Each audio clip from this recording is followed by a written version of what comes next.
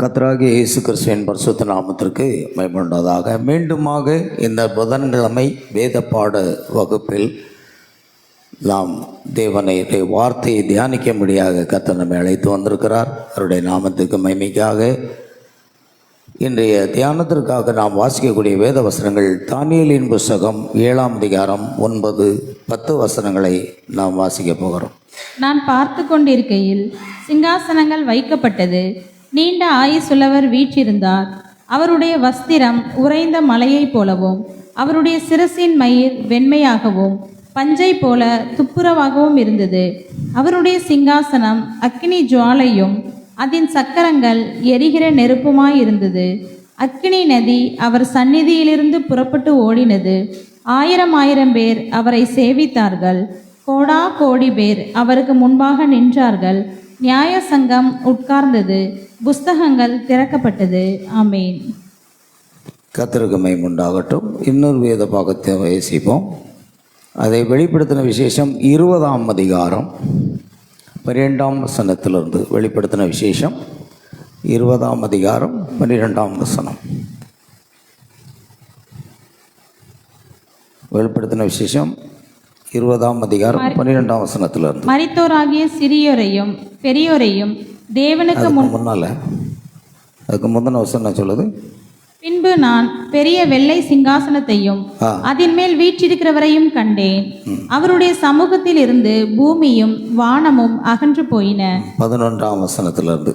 அவைகளுக்கு இடம் காணப்படவில்லை. மரித்தோராகிய சிறியோரையும் பெரியோரையும் தேவனுக்கு முன்பாக நிற்க கண்டேன்.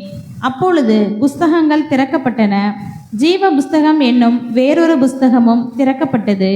அப்பொழுது அந்த புஸ்தகங்களில் எழுதப்பட்டவைகளின்படியே மரித்தோர் தங்கள் தங்கள் கிரியைகளுக்கு தக்கதாக நியாய தீர்ப்படைந்தார்கள். சமுத்திரம் தன்னிலுள்ள மரித்தோரை ஒப்புவித்தது. மரணமும் பாதாளமும் தங்களில் உள்ள மரித்தோரை ஒப்புவித்தன. யாவரும் தங்கள் தங்கள் கிரியைகளின்படியே நியாய தீர்ப்படைந்தார்கள். அப்பொழுது மரணமும் பாதாளமும் அக்கினி கடலிலே தள்ளப்பட்டன. இது 2ஆம் மரணம். ஜீவ புஸ்தகத்தில் எழுதப்பட்டவனாக காணப்படாதவன் எவனோ அவன் அக்கினி கடலிலே தள்ளப்பட்டான். ஆமேன். வாசிக்கப்பட்ட வேத வசனங்களை கர்த்தர் தாமே ஆசீர்வதிப்பாராக. நாம் தலைகளை தாழ்த்தி ஜெபிப்போம். அன்பும் கிருபையும் இரக்கம் நிறைந்த பரலோக பிதாவே, எங்கள் ஆண்டவரும் ரட்சகருமாக இயேசு கிறிஸ்துவை நன்றியோடு துதிக்கிறப்பா. கர்த்தாவே, இந்த மாலை வேளையிலும் இந்த வேத பாட வகுப்பதிலும் உடைய வார்த்தையை தியானிக்கும்படியாக கர்த்தர் எங்களை அழைத்து வந்தீர். அதற்காக ஸ்தோத்திரம். எப்பொழுதும் வாசிக்கப்பட்ட வேத வசனங்களை தேவன் ஆசீர்வதித்தாரும். வசனங்களை வாசித்த உடைய பிள்ளைகளை ஆசீர்வதியும். இதன் மூலமாக பரிசுத்த ஆவியானவர் மறைந்திருக்கிற ரகசியங்களை வெளிப்படுத்தி தரும்படியாக ஜெபிக்கிறோம். பேசுகிற அடியானை பரிசுத்த ஆவினால் அபிஷேகத்து அடியனுடைய நாவுகளை பிடித்து கொண்டு நீர் பேசும்படியாக ஜெபிக்கிறோம். இயேசு கிறிஸ்துவின் நாமத்தில் ஜீவனுள்ள வார்த்தைகளை கேட்டு நாங்கள் மாத்திரமல்ல உலகம் முழுவதும் இருக்கிற தேவ பிள்ளைகள் ஆசீர்வதிக்கப்பட கிருபை செய்வீராக. சகல துதி கன மகிமை யாவற்றும் முக செலுத்துகிறோம். கர்த்தராகிய இயேசு கிறிஸ்துவின் நாமத்தில் கேட்கிறோம் பிதாவே. ஆமென். உட்கார். Praise the Lord. அல்லேலூயா. நம்முடைய செய்தியினுடைய தலைப்பு, நான் கடந்த வாரத்தில் ஜீவ புஸ்தகம் என்ற தலைப்பில் நாம் செய்தி காட்டோம். நம்முடைய பெயர் ஜீவ புஸ்தகத்தில் எப்பொழுது எழுதப்பட்டது என்பதையும், ஜீவ புஸ்தகத்தில் எழுதப்பட்டு பின்பு பெயர் கிறுக்கப்படுகிறதும் பார்த்தோம். ஒரு காலம் பெயர் எழுதப்பட்டு கிறுக்கப்படாத பகுதியையும் நாம் கடந்த வாரம் பார்த்தோம். ஆனால் ஜீவ புஸ்தகத்தில் பெயர் எழுதப்பட்டிராத குடிகள் யாவும் அந்த அந்தி கிறிஸ்து என்று சொல்லப்படுகிற மிருகத்தை வணங்குவார்கள் என்றும் வேதத்திலே பார்த்தோம். இன்றைக்கு நம்முடைய செய்தியின் தலைப்பு என்னவென்றால், வெள்ளை சிங்காசன நியாய தீர்ப்பு. ஆண்டவர் ஸ்தோத்திரம்.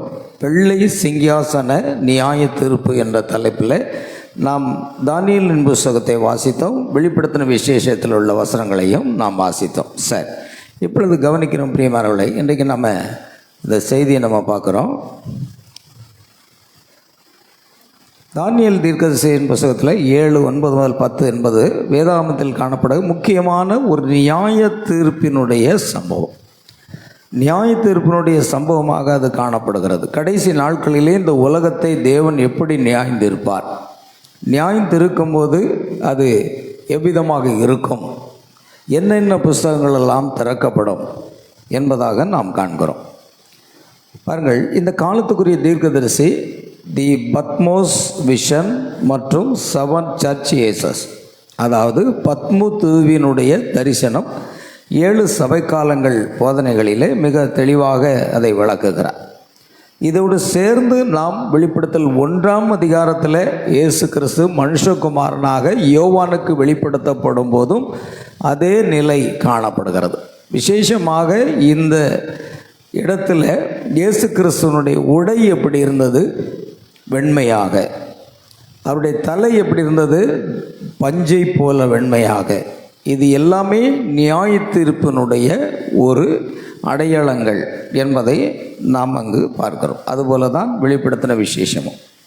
சரி, இப்போ தானியேல் கண்ட அந்த காட்சியில் பாருங்கள், பூர்வ நாட்களானவர் அப்படின்னு சொன்னால் நீண்ட ஆயுசுள்ளவர் என்று தமிழில் எழுதப்பட்டிருக்கிறது. ஆனால் ஆங்கிலத்தில் ancient of days, அல்லேலூயா, அதாவது மரணமில்லாத நித்தியமானவர், அதான் பூர்வ நாட்களானவர் அல்லது நீண்ட ஆயுசுள்ளவர். அது ஆங்கிலத்தில் ancient of days என்று எழுதப்பட்டிருக்கிறது. அவர் சிங்காசனத்தில் வந்து அமர்கிறதை நாம் பார்க்கிறோம். அவருடைய வஸ்திரம் எப்படி இருந்தது? பனியை போல் வெண்மையாக இருந்தது. அப்படி தலைமயிர் சுத்தமான ஆட்டு மயிரை போல எப்படி இருந்தது? அதை நம்ம என்ன பார்த்தோம்? அவருடைய தலைமயிர் தானியேலின் புஸ்தகத்தில் வாசிங்க. ஒரு வேளையில் டிரான்ஸ்லேஷன் மொழிபெயர்ப்பு வித்தியாசம் இருக்கலாம். தானியேலின் புஸ்தகம்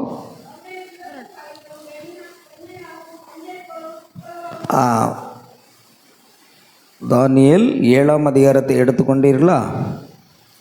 7:9 நம்ம பார்த்தோம். பாருங்கள், நான் பார்த்து கொண்டீர்கள் சிங்காசனங்கள் வைக்கப்பட்டன. பாருங்கள், இங்கே நம்மளாம் கவனிக்கணும், சிங்காசனம் அல்ல, சிங்காசனங்கள். இப்போ ஒரு சிங்காசனம் அப்படின்னா அது வேறு. இப்போ வெளிப்படுத்தின விசேஷம் 4ஆம் அதிகாரத்தில் யோவான் ஆவிக்குள்ளானான். பரலோகத்தை நோக்கி பார்க்கும் பொழுது வானத்தில் ஒரு சிங்காசனம் வைக்கப்பட்டிருந்தது, ஒருவர் வீற்றிருந்தார். அவர் பார்வைக்கு வச்சிரக்கல்லுக்கும் பதும ராகத்துக்கும் ஒப்பாக இருந்தார் என்று யோவான் அங்கு எழுதுகிறார். அந்த ஒரே ஒரு சிங்காசனம் தான் இருந்தது. ஆனால் நியாய தீர்ப்பில் பாருங்கள், சிங்காசனங்கள் இருந்தது. ஆண்டவர் ஸ்தோத்திரம். பாருங்கள், ஐ பிஹோல்டு டில் த த்ரோன்ஸ். சிங்காசனங்கள் ஒன்று இல்லை, ஒன்றுக்கு மேற்பட்ட சிங்காசனங்கள் இருக்கிறது. இப்போ ஒன்றுக்கு மேற்பட்ட சிங்காசனங்கள் அங்கு ஏன் இருந்தது? இயேசு கிறிஸ்துக்கு மட்டும்தானே, மனுஷகுமாரன் மட்டும்தானே அங்கே இருக்க வேண்டும். அப்படியா இத்தனை சிங்காசனம் இருக்க வேண்டிய அவசியம் என்ன என்பதை பார்க்கிறோம். சரி, இப்பொழுது அந்த சிங்காசனத்தில் ஒரே ஒரு சிங்காசனத்தில் மட்டும் நீண்ட ஆயுஷ் உள்ளவர், அதான் ancient of days, did sit என்று இருக்கிறது ஆங்கிலத்தில். தமிழில் நீண்ட ஆயுஷ் உள்ளவர் என்று. அவருடைய வஸ்திரம் உறைந்த மலையை போல வெண்மையாகவும், அவருடைய சிரசின் மயிர் வெண்மையாகவும் பஞ்சை போல துப்புரவாகவும் இருந்தது. அவருடைய சிங்காசனம் அக்கினி ஜுவாலையையும் அதன் சக்கரங்கள் எரிகிற நெருப்புமாக இருந்தது. இது என்ன அப்படின்னா, இதுதான் நியாய தீர்ப்புக்கு ஒரு அடையாளம். தேவன் இந்த உலகத்தை நியாயந்திருப்பார். இயேசு இந்த உலகத்தில் இருக்கும்போது சொன்னார், நான் இப்பொழுது இந்த உலகத்தை நியாயந்திருக்க வரவில்லை, இந்த உலகத்தை ரட்சிக்கவே நான் வந்தேன் என்று சொன்னார். இயேசுவினுடைய 1ஆம் வருகை நேரம்.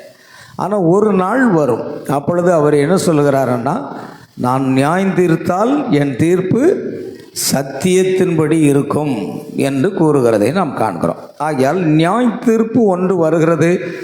அது இந்த உலகத்தில் உள்ள எல்லா ஜனங்களுக்கும், அக்கிரமம் செய்கிறவர்களுக்கும், பாவம் செய்கிறவர்களுக்கும், இயேசு கிறிஸ்துவை மறுதலிக்கிறவர்களுக்கும் ஒரு நியாய தீர்ப்பு நிச்சயம் என்ன செய்கிறது? வருகிறது என்பதை நாம் புரிந்து கொள்ள வேண்டும். பாருங்கள், இப்பொழுது என்ன சொல்லியிருக்குன்னா, அக்கினி நதி அவர் சந்நிதியிலிருந்து புறப்பட்டு ஓடினது. 1000 பேர் அவரை சேவித்தார்கள். 1-2 பேரில் 1000 பேர் அவரை என்ன செய்தார்களாம்? சேவித்தார்கள். சேவித்தல் என்றால் அவருக்கு பணிவிடை செய்தார்கள். இந்த இடத்துல பணிவிடை செய்கிறது யார் அப்படின்னு சொன்னால், அது அவருடைய மணவாட்டி. அல்லேலூயா. நீங்கள் பார்த்தீங்கன்னா வெளிப்படுத்தின விசேஷத்தில் அது இருக்குது. பின்பு நான் பார்த்தபோது திரளான ஜனங்கள் குருத்தோலைகளை பிடித்து கொண்டு என்பதாக வெளிப்படுத்தல் 7ஆம் அதிகாரத்திலே அது வருகிறது. சரி, கவனிங்க. இப்போ 1000 பேர் அவரை சேவித்தார்கள் என்பதை யாரை குறிக்கிறது என்றால், மணவாட்டி தான். அதாவது ஒரு மனைவி தன் கணவனுக்கு என்ன செய்ய முடியும்? சேவை செய்ய முடியும். அதனால் இந்த இடத்துல மணவாட்டி அவருக்கு சேவை செய்கிறார்கள். அது 1000 பேர் சேவை செய்கிறார்கள். அடுத்ததாக கோடி பேர் அவருக்கு முன்பாக நின்றார்கள். கோடி பேர் அவருக்கு முன்பாக, அதாவது அந்த சிங்காசனங்களுக்கு முன்பாக, சிங்காசனத்தில் நீண்ட ஆயுசுள்ளவர் அது மனுஷகுமாரன், அது இயேசு கிறிஸ்து என்பது நமக்கு வெளிப்படும். அங்கு அவர் இருக்கும் பொழுது சிங்காசனத்துக்கு முன்பாக கிட்டத்தட்ட கோடி பேர் நிற்கிறாங்க. ஏன்னா இவங்க எல்லாம் நியாய தீர்ப்புக்கு வந்தாகணும். இவங்க எல்லாரும் என்ன செய்யணும்? இந்த உலகத்தில் உள்ள எந்த மதமாக இருந்தாலும் சரி, எந்த ஜாதியோ குலமோ கோத்திரமோ எது இருந்தாலும் சரி, இயேசு கிறிஸ்துவனுடைய அந்த ரட்சிப்பை, அவருடைய அன்பை, அவருடைய சிலுவையின் தியாகத்தை ஏற்றுக்கொள்ளாதவர்கள் எல்லாருமே என்ன செய்யப்படுவார்கள்? நியாயம் தீர்க்கப்படுவார்கள். ஆமென். அதனால் அந்த சிங்காசனத்துக்கு முன்பாக கோடி பேர் இருக்கிறாங்க. ஆனால் சிங்காசனங்கள் வைக்கப்பட்டிருக்கிறது. அங்கு இருக்கிற மணவாட்டி அவருக்கு சேவை செய்கிறார்கள். கவனிக்க வேண்டும். நியாய சங்கம் உட்கார்ந்தது. என்ன செய்யப்பட்டது? புஸ்தகங்கள் திறக்கப்பட்டன. எல்லா புஸ்தகங்களும் திறக்கப்பட்டது. எல்லா புஸ்தகங்களும் திறக்கப்பட்டன. அநேக புஸ்தகங்கள் அங்கே என்ன செய்கிறது? திறக்கப்பட்டது. 1-2 புஸ்தகம் இல்லை. நாம் பார்த்தோம் கடந்த வாரம். அதாவது என்ன புஸ்தகம்லாம் பார்த்தோம்? ஜீவ புஸ்தகம். அடுத்ததாக என்னெல்லாம் பார்த்தோம்? ஜீவ புஸ்தகம். அடுத்து ஞாபக புஸ்தகம்னு சொல்லுவாங்க. அதாவது பதிவு செய்யப்பட்ட புஸ்தகம். நம்மளுடைய கிரியைகள் பாருங்கள், பைபிள் சொல்லுது, அவனவனுடைய கிரியைகளுக்கு அளிக்கும் பலன் என்னோடு கூட வருகிறது என்று வெளிப்படுத்தின விசேஷம் 22:12 சொல்கிறது. வெளிப்படுத்தல் 22:12 அவனவனுடைய கிரியைகளுக்கு தக்கதாய் அளிக்கும் பலன் என்னோட கூட வருகிறது. அப்போ இந்த உலகத்தில் இருக்கிற எல்லாருடைய கிரியைகளும் அங்கே ஒரு புஸ்தகத்தில் எழுதி வைத்திருக்கிறார். எல்லாருடைய செயல்பாடும் தேவனுக்கு முன்பாக ஞாபகத்தோடு அங்கே எழுதி வைக்கப்பட்டிருக்கிறார். ஆகையால் பாருங்கள், இப்போ அவருக்கு முன்பு நியாய சங்கம் உட்கார்ந்தது, புஸ்தகங்கள் திறக்கப்பட்டன. இதே வசனங்களை நம்ம எங்கே பார்க்கலாம் அப்படின்னா, வெளிப்படுத்தின விசேஷம் 20ஆம் அதிகாரம் 11ஆவது வசனம். 20:11 நம்ம வாசிக்கிறோம். நான் பெரிய வெள்ளை சிங்காசனம். பார்த்தீங்களா? பின்பு நான் பெரிய வெள்ளை சிங்காசனம், அதன் மேல் வீற்றிருக்கிறவரையும் கண்டேன். அவருடைய சமூகத்தில் இருந்து பூமியும் வானமும் அகன்று போயின, அவைகளுக்கு இடம் காணப்படவில்லை. சரி, இப்போ கவனிங்க. ஒரு பெரிய வெள்ளை சிங்காசனம், த ஒயிட் த்ரோன். அந்த வெள்ளை சிங்காசனம் இருக்கிறது. அந்த சிங்காசனத்தில் ஒரே ஒருவர் இருக்கிறார். அவர் கர்த்தராகிய இயேசு கிறிஸ்து தாமே. ஏன்னா அவர் தான் சொல்கிறார், நான் நியாயம் தீர்த்தால் என் தீர்ப்பு எப்படி இருக்கும்? சத்தியத்தின்படி இருக்கும் என்று சொன்னார். அப்போ பிதாவானவர் நியாய தீர்ப்பு கொடுக்கும் அதிகாரம் முழுவதையும் தம்முடைய குமாரனுக்கு கொடுத்திருக்கிறார் என்றும் வேத வாக்கியம் சொல்லுகிறது. அல்லேலூயா. ஆகையால் பிரியமானவர்களே, இந்த இடத்துல பார்க்க ஒரு வெள்ளை சிங்காசனம் இருக்குது. அதை சுற்றிலும் சிங்காசனங்கள் இருக்கின்றன. ஆமே, அதை சுற்றிலும் சிங்காசனங்கள் இருக்கின்றன. இப்போ நம்ம பார்க்கலாம், பைபிளில் பார்த்திங்கன்னா, அதாவது இந்த சிங்காசனத்தில் இருக்கப்பட்டதை நம்ம கொஞ்சம் பார்த்தா நமக்கு நல்லது. வேத வசனங்க பாருங்கள். இயேசு தாமே சொன்னார். மத்தேயு சுவிசேஷம் 19ஆம் அதிகாரம் 28வது வசனத்தை பாருங்கள். மத்தேயு 19:28.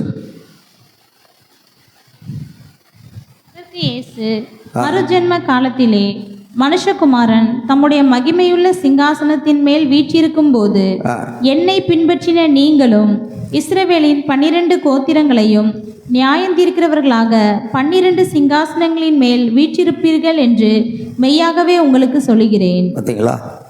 இயேசு பூமியில் இருக்கும்போதே அது யாரிடத்துல சொல்கிறாரு அப்படிங்கிறத புரிஞ்சுக்கணும்.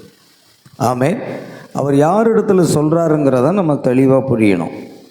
நீங்கள் பார்த்தீங்கன்னா சொல்கிறார், பேதுரு சொல்கிறார், நாங்கள் எல்லாவற்றையும் விட்டு விட்டு உம்மை பின்பற்றி வந்தோமே, எங்களுக்கு என்ன கிடைக்கும் என்று கேட்ட பொழுதுதான் இயேசு சொன்னார், மறு ஜென்ம காலத்தில் மனுஷகுமாரன் தம்முடைய மகிமையுள்ள சிங்காசனத்தின் மேல் வீற்றிருக்கும்போது நீங்களும் இஸ்ரவேலின் 12 கோத்திரங்களையும் நியாயம் தீர்க்கிறவர்களாய் 12 சிங்காசனங்களில் வீற்றிருப்பீர்கள் என்று மெய்யாகவே உங்களுக்கு சொல்லுகிறேன்.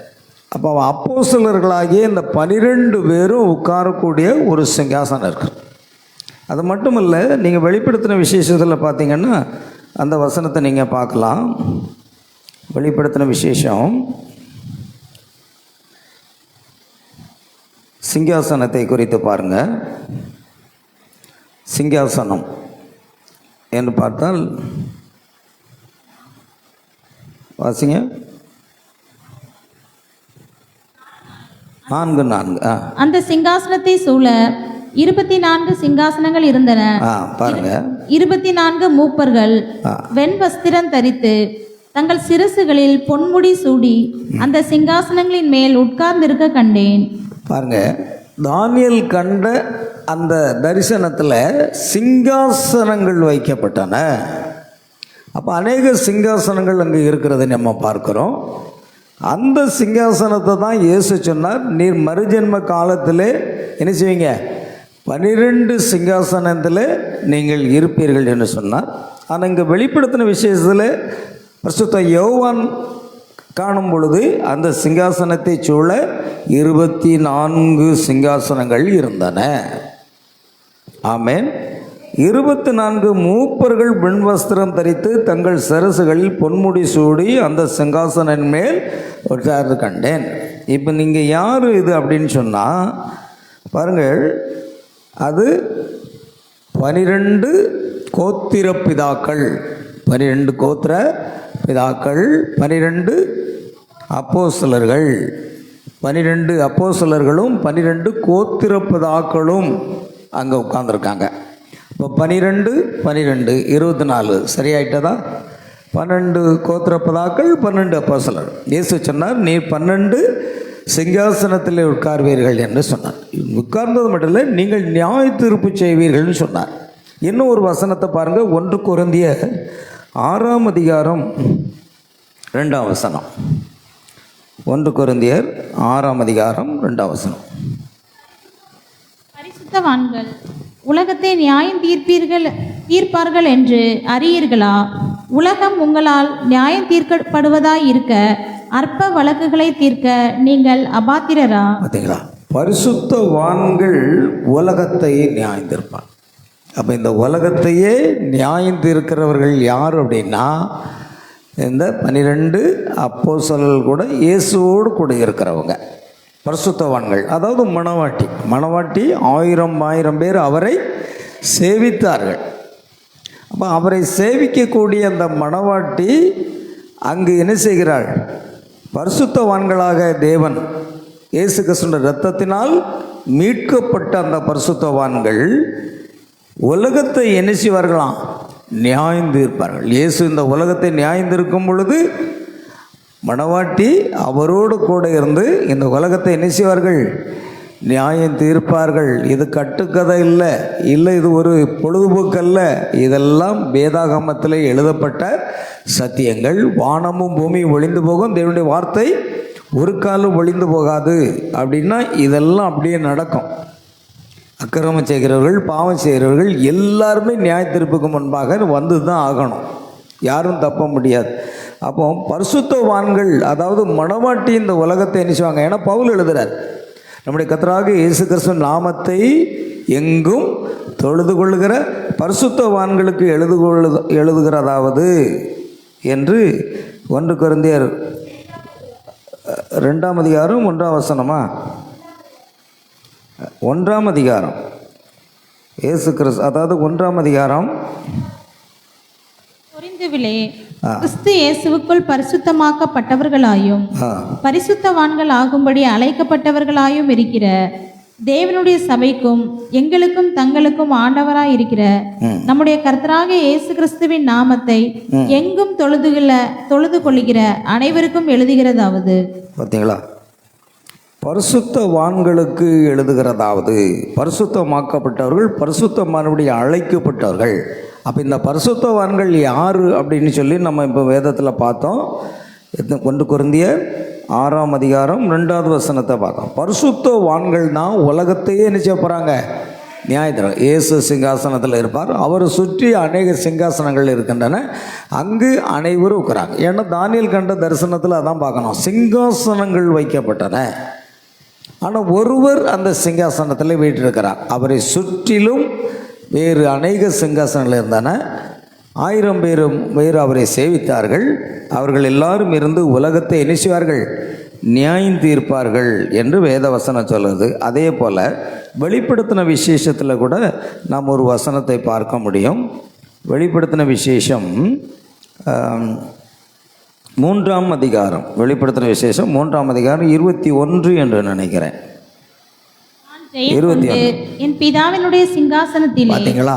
நான் ஜெயம் கொண்டு என் பிதாவினுடைய சிங்காசனத்தில் உட்கார்ந்தது போல, அவரோட கூட உட்கார்ந்தது போல ஜெயம் கொள்ளுகிறவன் எவனோ அவனும் என்னுடைய சிங்காசனத்தில் என்னோட கூட உட்காரும்படிக்கு அருள் செய்வேன். பார்த்தீங்களா? இயேசு கிறிஸ்து ஜெயம் கொண்டு பிதாவினுடைய சிங்காசனத்தில் உட்கார்ந்தது அவரோடு கூட உட்கார்ந்தது போல ஜெயங்கொள்ளுகிறவன் எவனோ அவனும் என்னுடைய சிங்காசனத்தில் என்னோடு கூட இருக்கும்படிக்கு அருள் செய்வேன்.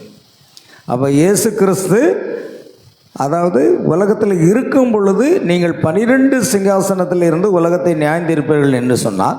இது உயிர்த்தெழுந்த பிற்பாடும் கூட அவர் அதை சொல்கிறார். உயிர்த்த பொழுது மணவாட்டிக்கு சொல்கிறார், சபைக்கு சொல்கிறார், நான் ஜெயங்கொண்டு என் பிதாவுடைய சிங்காசனத்தில் அவரோடு கூட உட்கார்ந்தது போல ஜெயங்கொள்ளுகிறவன் எவனோ அவனும் என்னுடைய சிங்காசனத்தில் என்னோடு கூட உட்காரும்படிக்கு அருள் செய்வேன். சரி, பாருங்க, இந்த சிங்காசனங்கள் எல்லாம் அங்கே வைக்கப்பட்டிருக்கிறதை நாம் பார்க்கும் பொழுது அந்த வெளிப்படுத்தின விசேஷம் 12ஆம் அதிகாரத்துக்கு நாம் எப்பொழுது வரலாம்? 20ஆம் அதிகாரம், வெளிப்படுத்தின 20:11. பின்பு நான் பெரிய வெள்ளை சிங்காசனத்தையும் அதன் மேல் வீற்றிருக்கிறவரையும் கண்டேன். அவருடைய சமூகத்தில் இருந்து பூமியும் வானமும் அகன்று போயின, அவைகளுக்கு இடம் காணப்படவில்லை. சரி, பாருங்க, ஒரு பெரிய வெள்ளி சிங்காசனம் இருக்குது, அதன் மேல் வீற்றிருக்கிறவர் அவர் தான் மனுஷகுமாரனுக்கு ஒப்பாக இருக்கக்கூடிய இயேசு கிறிஸ்து அங்கே இருக்கிறார். இப்பொழுது 12ஆம் வசனம் என்ன சொல்கிறது? சிறியோரையும் பெரியோரையும் தேவனுக்கு முன்பாக நிற்க கண்டேன். அப்பொழுது புஸ்தகங்கள் திறக்கப்பட்டன, ஜீவ புஸ்தகம் என்னும் வேறொரு புஸ்தகமும் திறக்கப்பட்டது. அப்பொழுது அந்த புஸ்தகங்களில் எழுதப்பட்டவைகளின்படியே மரித்தோர் தங்கள் தங்கள் கிரியைகளுக்கு தக்கதாக நியாய தீர்ப்படைந்தார்கள். பாருங்க, மரித்தோராகிய சிறியோரையும் பெரியோரையும் தேவனுக்கு முன்பாக நிற்க கண்டேன். இப்போ நமக்கு 2 உயிர்த்தெழுதல் இருக்கு.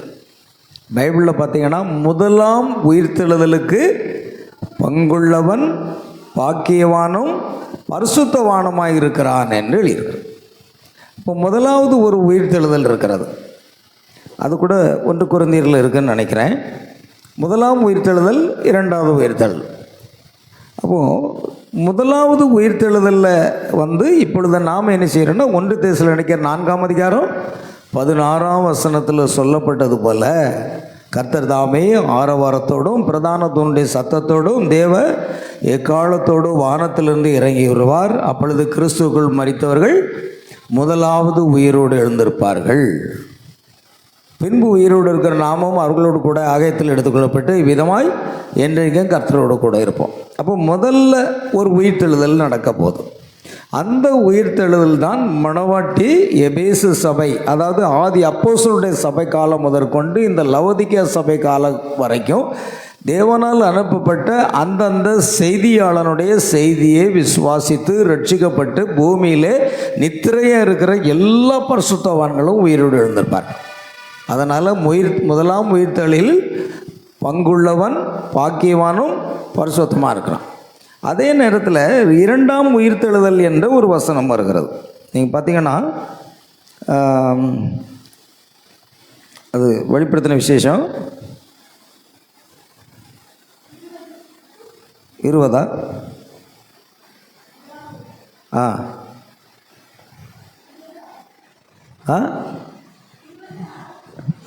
வாசிங்க. முதலாம் உயிர்த்தெழுதலுக்கு பங்குள்ளவன் பாக்கியவானும் பரிசுத்தவானுமாய் இருக்கிறான். பார்த்தீங்களா? முதலாம் உயிர்த்தெழுதலுக்கு பங்குள்ளவன் பாக்கியவானும் பரிசுத்தவானுமாய் இருக்கிறான்.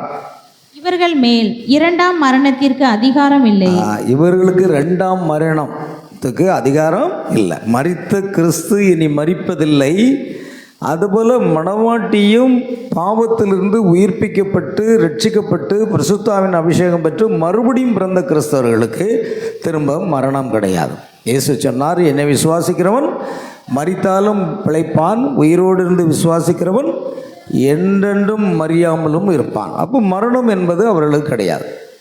அதனால் இரண்டாம் மரணத்துக்கு இந்த முதலாவது உயிர்த்தெழுதலில் பங்கு பெற்று வரக்கூடிய மணவாட்டி இவர்களுக்கு இரண்டாம் மரணத்தின் மேலே என்னல்ல அதிகாரம் இல்லை. இவர்கள் தேவனுக்கும் கிறிஸ்துவுக்கும் முன்பாக ஆசாரியராக இருந்து அவரோடு கூட 1000 வருஷம் அரசாழ்வார்கள் என்று எழுதியிருக்கிறது. சரி, இப்போ கவனிங்க, இதுதான் மணவாட்டி.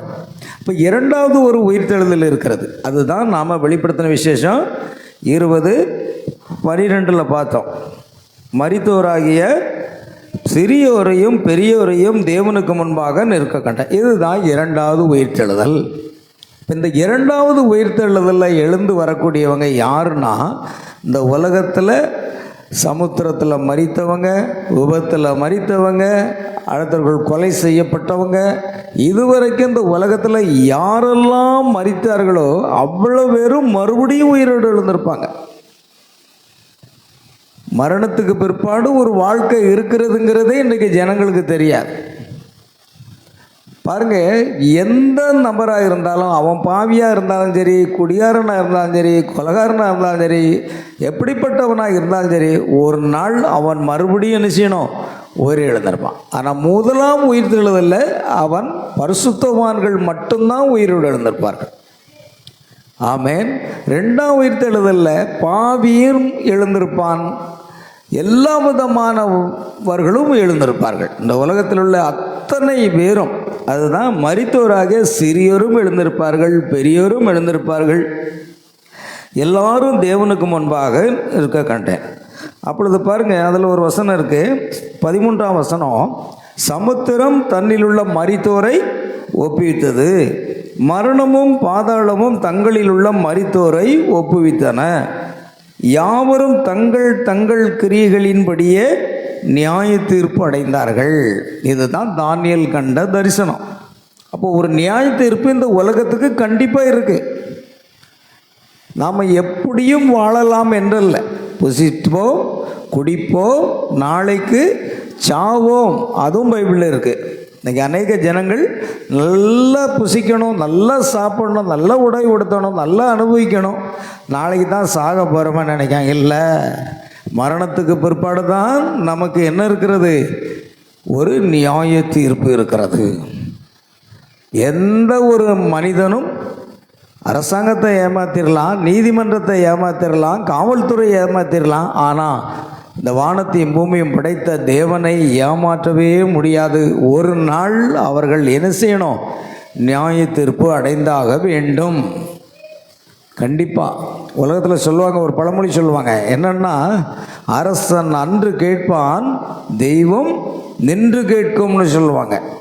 அதனால் அரசன், இந்த நீதிமன்றம் உடனடியாக உனக்கு தண்டனைகளை கொடுக்கிறது. ஆனால் தேவன் என்ன செய்கிறார்? அவர்கள் அத்தனை பேர்களுக்கும் நியாயம் சாரித்து தண்டனை கொடுப்பார். அவனவனுடைய கிரியைகளுக்கு தக்கதாக அவர் என்ன செய்வாராம்? நியாய தீர்ப்பு செய்வார் என்று இருக்குது. அதை பார்த்திங்கன்னா, அது 22ஆம் அதிகாரத்தில் பார்த்திங்கன்னா 12ஆம் வசனத்தில் அது இருக்குது. 22:12, இதோ சீக்கிரமாய் வருகிறேன், அவனுடைய கிரியைகளின்படி அவனவனுக்கு நான் அளிக்கும் பலன் என்னோடு கூட வருகிறது. இந்த உலகத்தில் உள்ள எல்லா மனிதருடைய செயல்பாடுகள் எப்படி இருந்தாலும் சரி, அதையெல்லாம் அந்த புஸ்தகத்தில் எழுதி வச்சிருக்கிறது. அந்த புஸ்தகங்களில் தான் அதெல்லாம் இருக்கிறது. அதனால் அந்த புஸ்தகங்களில் எழுதப்பட்டபடியின்படியே நியாய தீர்ப்பு அடைந்தார்கள் என்பதை நம்ம பார்க்குறோம். பாருங்களேன், அதை தான் நம்ம பார்க்கும்போது மரித்தோராகிய சிறியோர் பெரியோர் எல்லாம் அப்பொழுது புஸ்தகங்கள் திறக்கப்பட்டன. பார்த்தீங்களா, தானியேல் தீர்க்கதரிசி பார்த்த அந்த தரிசனமும் யோவான் கண்ட தரிசனமும் ஒரே மாதிரியாக இருக்கிறது. புஸ்தகம் அல்ல, புஸ்தகங்கள் திறக்கப்பட்டன. ஜீவ புஸ்தகம் என்னும் வேறொரு புஸ்தகமும் திறக்கப்பட்டது. பாருங்க, இது நித்தியமாக இந்த ஜீவ புஸ்தகத்தில் 2 புஸ்தகம் இருக்குன்னு போன வாரம் நம்ம பார்த்தோம். ஒன்று ஜீவ புஸ்தகம், என்னென்று ஆட்டுக்குட்டியானவருடைய ஜீவ புஸ்தகம்னு போன வாரம் நம்ம தியானித்தோம். அல்லேலூயா. அப்போ ஜீவ புஸ்தகத்தில் அநேகருடைய பெயர், பரிசுத்தவான்களுடைய பெயர் எழுதிட்டாலும் அந்த இயேசு கிறிஸ்துடைய ஊழியத்தில் பங்கு பெற்ற யூதாசுடைய பெயரும் அங்கு இருந்தது. யூதாசனுடைய பெயரும் ஜீவ புஸ்தகத்தில் எழுதியிருந்தது. அதனால தான் இயேசு அவர்களுக்கு அதிகாரங்களை கொடுத்தார். மத்தேயு 10ஆம் அதிகாரத்தில் இயேசு தாமே, நீங்கள் போகும் பொழுது மனம் திரும்புங்கள், பரலோக ராஜ்யம் சமீபித்திருக்கிறது என்று பிரசங்கிகள், பிசாசுகளை துரத்துங்கள், குஷ்டரோகிகளை சுத்தம் பண்ணுங்கள், மரித்தோரை எழுப்புங்கள், வியாதியஸ்தர்களை சுகப்படுத்துங்கள் என்று சொல்லி அவர் அனுப்பினார். அதனால் அவர்கள் சென்று பிசாசுகளை துரத்த ஆரம்பிக்கும் பொழுது இயேசு கிறிஸ்துவின் நாமத்தை சொன்னார்கள். அப்பொழுது பிசாசுகள் அவர்கள் கீழ்ப்படிந்து ஓடிவிட்டது. ஆண்டவரிடத்தில் திரும்ப வர்றாங்க. அந்த வசனத்தை வேணா எடுத்துட்டிங்கன்னா நல்லாயிருக்கும். திரும்பி போனவர் நான் எழுதி வச்சுருந்தேன், அது எடுத்தீங்கன்னா யாராவது எடுத்த வாசிங்க. பிசாசுகள்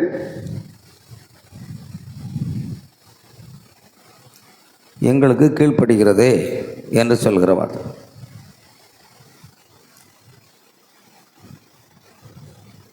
வசனத்தை நான் குறிக்கலை, இருந்தாலும் அது முக்கியமான வசனம்.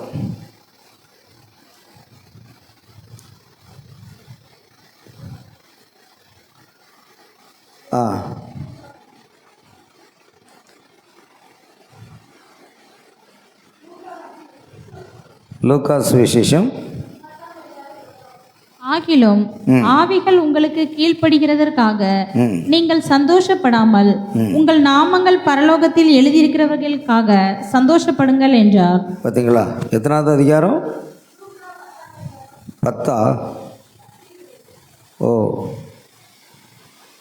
லூக்கா 10ஆம் அதிகாரம் 20ஆம் வசனத்தில் நீங்கள் பார்த்தீங்கன்னா தெளிவாக இருக்குது. ஆமேன். கவனிங்க பிரியமானவர்களே, இயேசு கிறிஸ்து அந்த அதிகாரத்தெல்லாம் கொடுத்து அவர்களை அனுப்பினார். அப்படி அனுப்பும் பொழுது இதோ சர்ப்பங்களையும், 19ஆம் வசனத்தில் இதோ சர்ப்பங்களையும் தேள்களையும் மிதிக்கவும் சத்துருடைய சகல வல்லமையும் மேற்கொள்ளவும் உங்களுக்கு என்ன செய்கிறேன், அதிகாரம் கொடுக்கிறேன், ஒன்றும் உங்களை சேதப்படுத்தாது என்று கூறுகிறார். ஆகிலும் அதுக்கு முன்னால் இருக்குமே, ஆண்டவரே உங்களுடைய நாமத்தை சொல்லும் பொழுது 17ஆம் வசனத்தில் இருக்கு பாருங்கள். 17ஆம் வசனம். பின்பு அந்த 70 பேரும் சந்தோஷத்தோடு திரும்பி வந்து, ஆண்டவரே உம்முடைய நாமத்தினாலே பிசாசுகளும் எங்களுக்கு கீழ்ப்படுகிறது என்றார்கள். அப்போ இவர்கள் என்ன செய்கிறாங்க, பிசாசுகளை துரத்துறாங்க. பிசாசுகள் உம்முடைய நாமத்தை சொன்னால் கீழ்ப்படுகிறது என்று சொன்னார்கள். அப்பொழுது இயேசு என்ன செய்கிறார் அப்படின்னா, ஆவிகள் உங்களுக்கு கீழ்ப்படுகிறதற்காக நீங்கள் என்ன செய்ய வேண்டாம், சந்தோஷப்படாமல் உங்கள் நாமங்கள் என்ன செய்கிறது, பரலோகத்தில் எழுதியிருக்கிறதற்காக சந்தோஷப்படுங்கள். அப்போ இவருடைய பெயர்கள் எங்கே எழுதியிருக்கிறது, பரலோகத்தில் எழுதியிருக்கிறதுன்னு சொன்னார். இதில் ஒரு நபர் யாருன்னா யூதாசும் கூட. அப்படியானால் யூதாசனுடைய பெயரும் பரலோகத்தில் எழுதியிருந்தால் அவன் எப்படி நான்று கொண்டு செத்தான், எப்படி இழக்கப்பட்டு போனான், எப்படி பரிசுத்த ஆவியை பெறுவதற்கு முன்பாகவே அவன் மரித்து போனான் என்ற ஒரு கேள்வி வருகிறது. அதுதான் நம்ம போன வாரம் பார்த்தோம். ஜீவ புஸ்தகத்தில் எழுதப்பட்டிருக்கிறவங்க என்ன, எழுதப்பட்டிராதவனாக காணப்படுவன் அந்த மிருகத்தை வணங்கினாலும் ஜீவ புஸ்தகத்தில் எழுதப்பட்டு திரும்ப கிறுக்கப்படுகிற பெயர்களும் இருக்கிறது.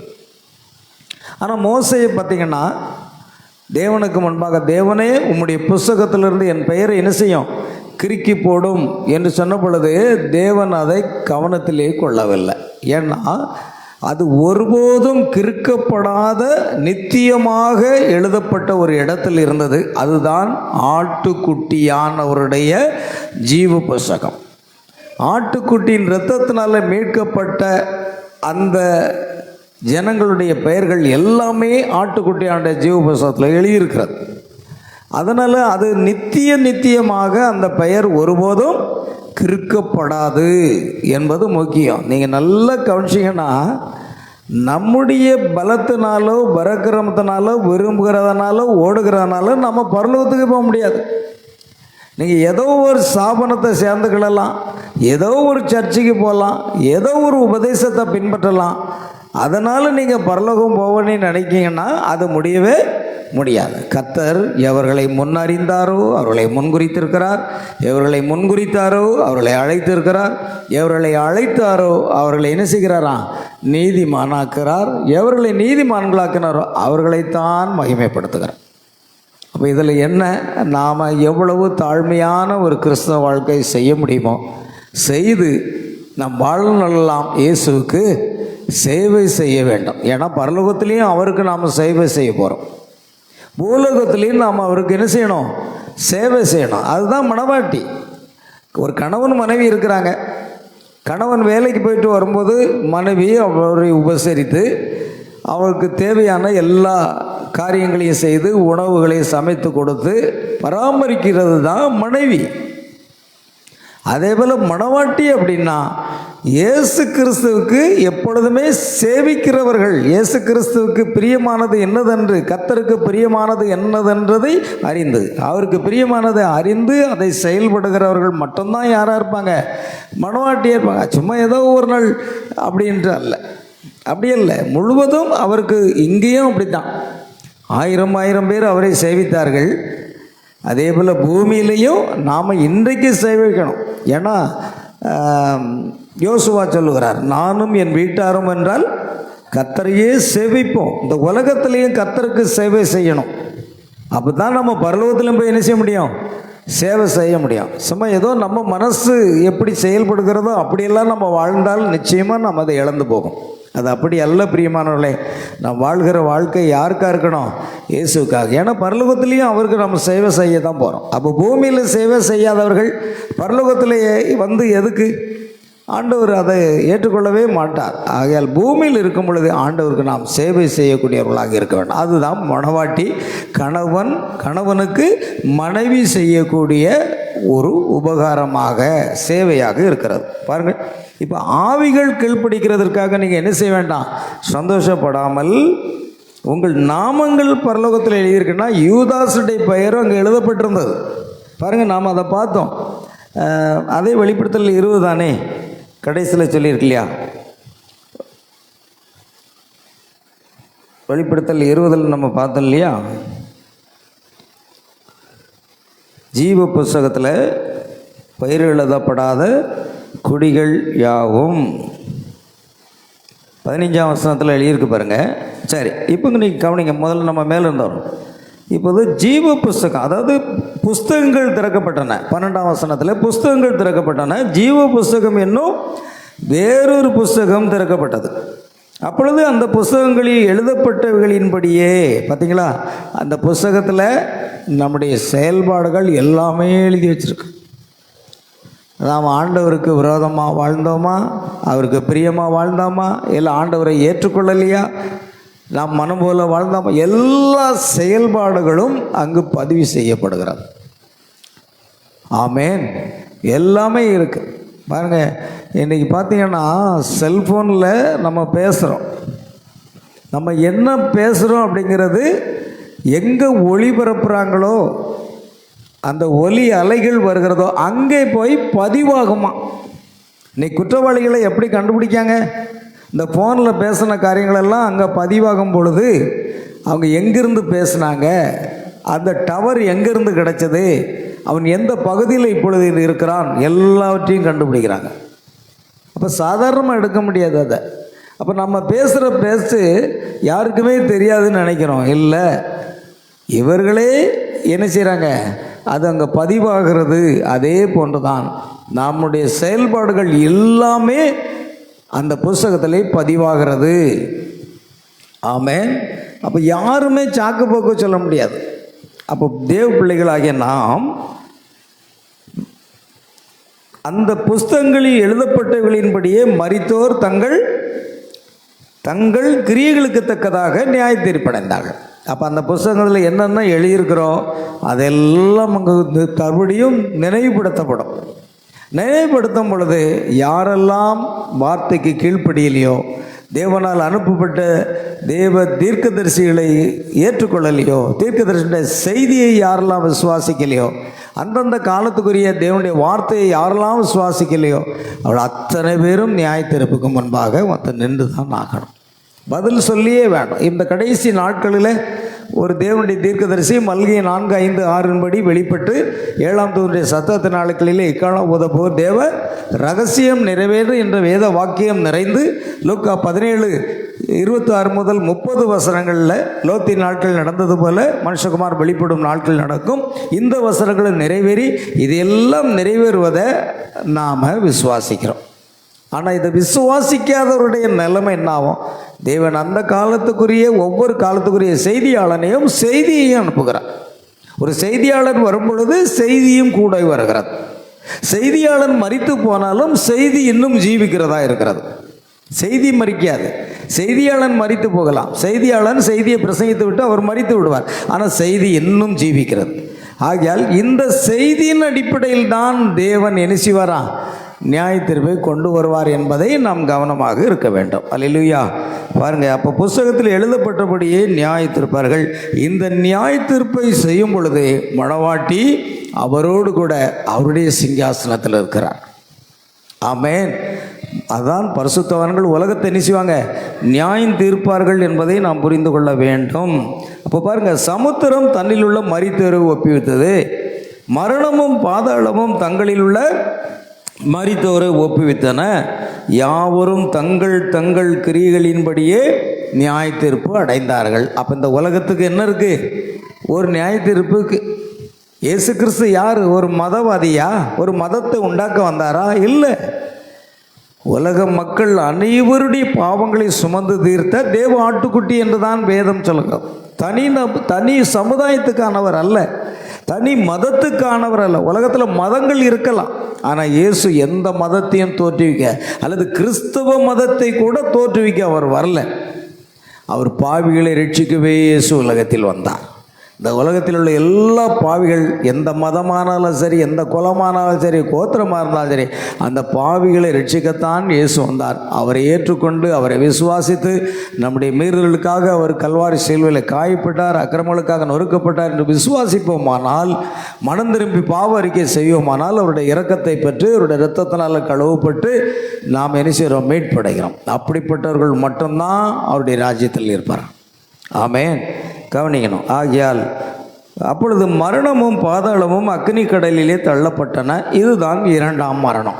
பாருங்கள், முதலாவது உயிர்த்தெழுதலில் பங்குள்ளவனுக்கு அந்த உயிர்த்தெழுந்த பரிசுத்தவான்களுக்கு 2ஆம் மரணத்தின் மேலே என்னல்ல, அந்த 2ஆம் மரணம் அவர்கள் மேலே அதிகாரம் செலுத்த முடியாது. ஏன்னா அவங்க இன்னும் மரிப்பதில்லை. மரித்த கிறிஸ்து மரிக்க மாட்டார். அதே போல் மணவாட்டி உயிர்த்தெழுந்த பிற்பாடும் மரிக்க போகிறதே இல்லை. அதனால் 2ஆம் மரணம். அடுத்த ஜீவ புஸ்தகத்தில் எழுதப்பட்டவனாக காணப்படாதவன் எவனோ அவன் அக்னி கடலிலே தள்ளப்பட்டான். அப்போ ஜீவ புஸ்தகத்தில் யாருடைய பெயரெல்லாம் எழுதப்படவில்லையோ அவர்கள் என்ன செய்தார்கள்? அக்னி கடலிலே தள்ளப்பட்டார்கள். இதில் நம்ம முக்கியமாக பார்க்க வேண்டிய ஒரு காரியம் என்னென்னா, புஸ்தகங்கள் திறக்கப்பட்டன. ஜீவ புஸ்தகம் என்ற வேறொரு புஸ்தகம் இருக்கு. இன்னொன்று ஆட்டுக்குட்டியானவருடைய ஜீவ புஸ்தகம். அல்லேலூயா.